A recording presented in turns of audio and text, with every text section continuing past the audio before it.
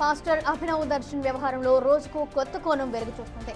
Publicity కోసం తనపై తానే దాడి చేయించుకున్న డ్రామా బట్టబయల తర్వాత ఇప్పుడు అతని పాత్రలు ఒక్కొక్కటిగా బయటపడుతున్నాయి. 2021లో విజయనగరంలో ఓ యువతిని మూడో పెళ్లి చేసుకునేందుకు పాస్టర్ దర్శన్ ప్రయత్నించిన ఉదంతం ఇప్పుడు సంచలనంగా మారింది.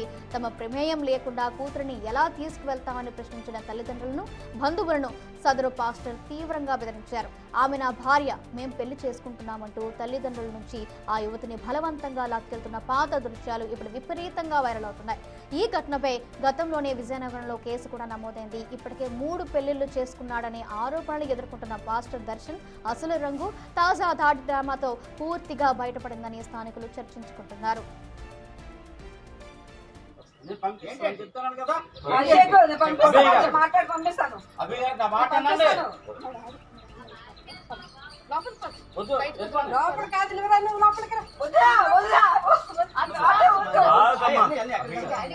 భార్య లేకుండా నేను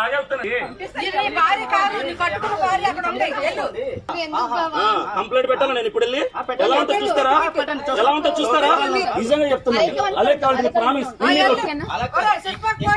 ఇక్కడ నుంచి కదిలేరా పోలీసులు అడ్డుకుంటారు.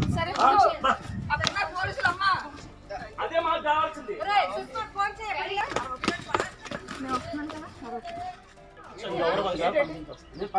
చెప్తున్నాను కదా,